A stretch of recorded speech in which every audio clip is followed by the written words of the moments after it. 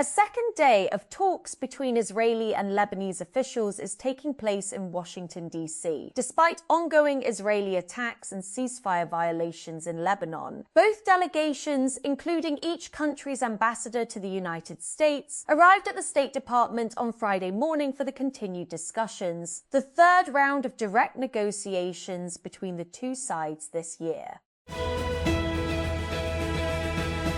Chelsea versus Manchester City. What? English FA Cup final. Where? Wembley Stadium in London, United Kingdom. When? Saturday, May 16 at 3 p.m, 14 GMT. How to follow? We'll have all the build-up on Al Jazeera Sport from 11 GMT in advance of our live text commentary stream. History will be made on Saturday as Manchester City become the first side to line up in 4 consecutive finals as they take on Chelsea for the trophy.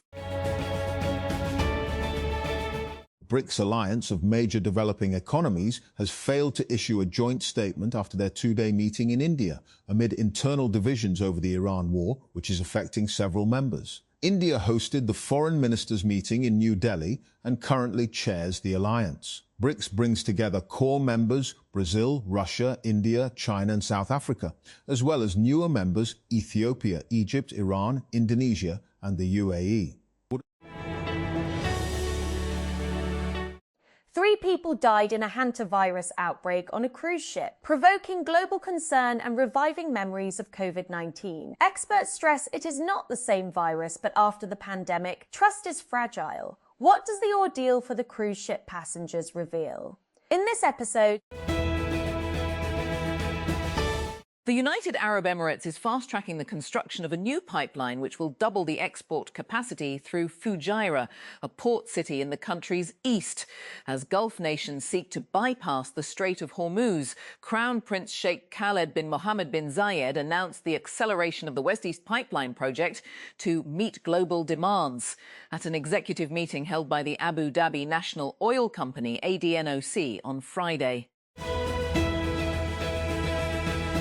Federal Minister for Communications Abdul Aleem Khan has directed authorities to expand the Lahore-Sialkot motorway from 4 lanes to 6 lanes as part of efforts to improve traffic flow and transport infrastructure in Punjab. The directive was issued during a review meeting of the National Highway Authority, NHA, where progress on multiple motorway and highway projects was discussed.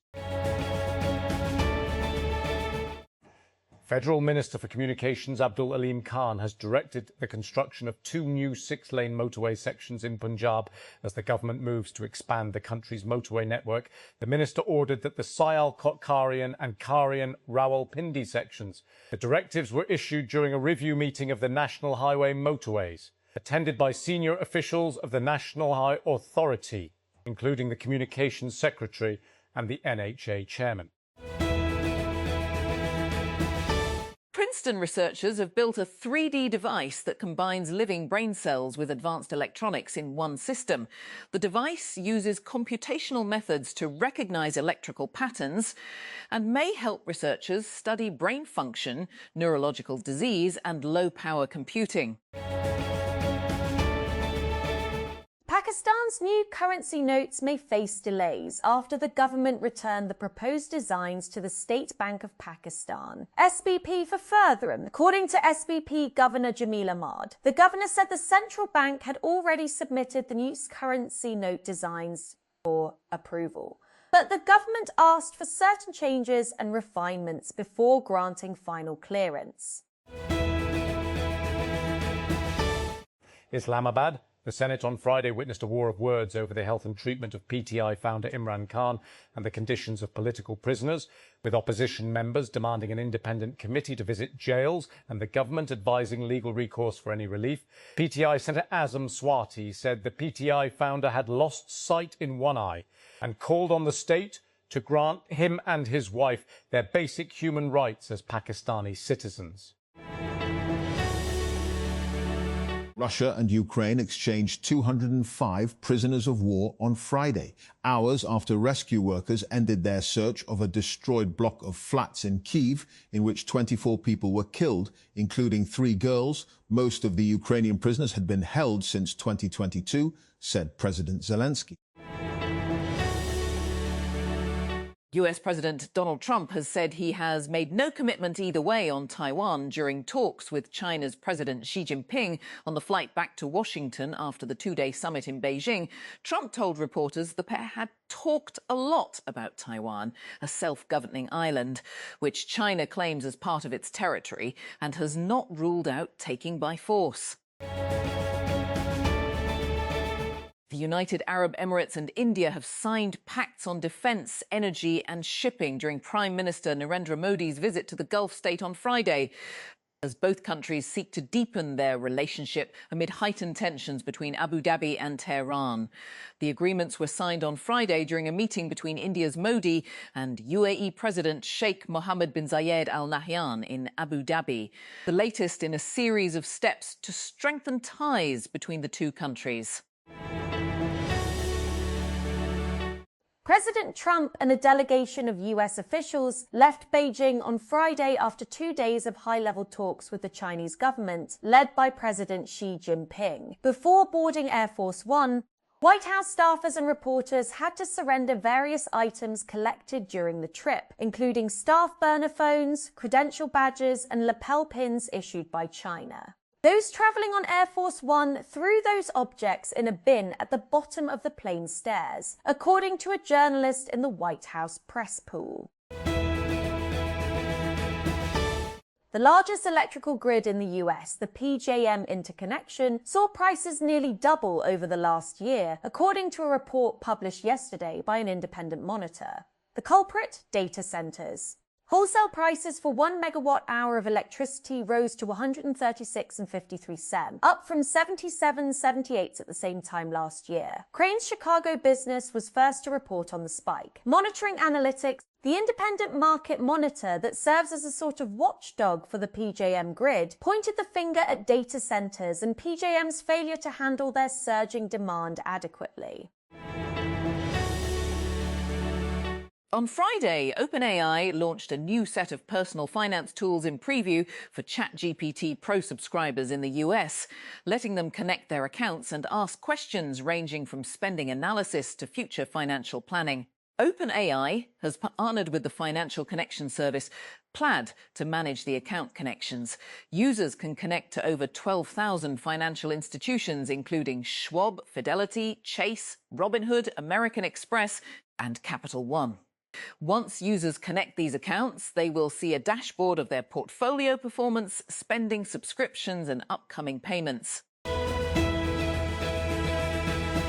PAC-EV has introduced the Volt Shark and Volt Shark X electric motorcycles at the Pakistan EV Expo to 2026 as the company expands its lineup of lower-cost electric two-wheelers. According to PAC-EV, both motorcycles are locally manufactured and aimed at daily commuting and affordable urban transportation. The Volt Shark is the lower-priced model with an estimated price of Rs. 270,000, while the Volt Shark X is expected to cost around 370,000.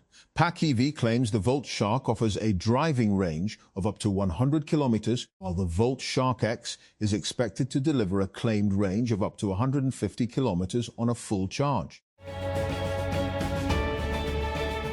Deputy Prime Minister and Foreign Minister Ishaq Dar said on Friday that 11 Pakistanis and 20 Iranians aboard vessels seized by the United States on the high seas were successfully repatriated. Last week, Pakistan reached out to Singaporean authorities for their support in facilitating the welfare and repatriation of the crew members. Dar noted that the vessels were near Singaporean waters at the time. Washington, D.C., it is a question that reaches a fever pitch this time of year for Palestinian survivors and rights advocates. Can the United States government create just policy in the Middle East without a full accounting or recognition of Palestinian history? Thursday marks the annual day of remembrance for the Nakba, a period that began in 1948 with the mass expulsion of Palestinians and the creation of the State of Israel. Iran's Foreign Minister Abbas Araghchi says his government received messages from President Donald Trump's administration indicating it is open for new talks to end the war in the region, but distrust remains in Tehran about US intentions. He said there also remains deadlock on the question of Iran's enriched material, with the issue of Tehran's nuclear program likely to be postponed until the later stages of future talks. Clashes that erupted after a football match in a western Libyan town left several people injured, while a government building was set on fire in the capital, Tripoli. Fights began in the town of Tahuna, some 80 kilometers, 49 miles south of the capital, after a match between Tripoli's Al-Ittihad SCSC and Misrata's Aswali SC on Thursday. London, United Kingdom, Britain's next political battleground could be shaped by a generation of young Muslim voters coming of age faster than Westminster realises. A new report by the Muslim Council of Britain released this week found Muslims make up 6.5% of the population of England and Wales, with a median age of just 13 years younger than the national average. Nearly half are under 25, meaning British Muslims are one of the youngest and fastest growing groups in the country. Pep Guardiola insists Manchester City have had a successful season, whether or not they win the Premier League title or the FA Cup final against Chelsea on Saturday. Guardiola's side will put their attempt to catch Premier League leaders Arsenal on hold as they head to Wembley for a fourth successive FA Cup final appearance. A draft proposal was tabled in the Iranian parliament this week to award $50 million to anyone who carries out a fatal attack against US President Donald Trump. Iranian state media reported Chairman of Parliament's National Security and Foreign Policy Committee, Ebrahim Azizi, said lawmakers have prepared multiple legislative proposals following recent retaliatory tensions, including measures focused on retaliatory security actions. The Senate Standing Committee on Finance has sharply criticised Federal Board of Revenue, FBR, officials over the auction of seized dry milk, allegedly worth $54.4 million for only ears, $20 million, while demanding a detailed report within 1 week. During the committee meeting, lawmakers irregularities in the seized goods and possible irregularities in the auction process. Lahore. Responding to traders' protests and appeals by the Shopping Malls Association and general public to revise 8 p.m. business closure timings, the Punjab government has granted partial relief and lifted the restriction on market timings until June Fun, the implementation and coordination wing of the Services and General Administration Department, S&JD. The Punjab government on Friday notified that all the shops, markets, shopping malls, hotels, restaurants and food outlets are exempted from the prescribed closure timings till June 1, 2026. A rodent-borne virus with a scary name. A mid-ocean cruise ship in quarantine. Several people dead and more falling sick. It is no wonder that an outbreak of the Andes strain of hantavirus on a luxury liner in the Atlantic has revived some COVID-era trauma and panic online. An attack on a security compound in northwest Pakistan has killed several paramilitary officers, with the Afghan-based Pakistan Taliban TTP claiming responsibility. An armed group rammed a vehicle filled with explosives into the Bajar district camp's gate on Thursday and then launched a gun battle, security sources said. It was the latest in a string of deadly incidents in the border region that threatened the fragile ceasefire between Islamabad and Kabul. Cristiano Ronaldo is 41, but Portugal coach Roberto Martinez said age is only a number and that his captain is judged on current form and by the same standards as everyone else. Ronaldo could play in a 6th World Cup, with this year's tournament in North America set to begin in less than a month. A staggering possibility even for a player who has twisted football's record books into new shapes. The Philippines has pledged to cooperate with a request from the International Criminal Court, ICC, to detain a prominent politician who evaded arrest earlier this week as he fled the Senate building, despite efforts by the army to arrest him and reports of gunfire. Justice Secretary Frederick Vida said on Friday that Manila had received the court's arrest warrant for Senator Ronald Barto Dela Rosa, the country's former national police chief, and considers it valid.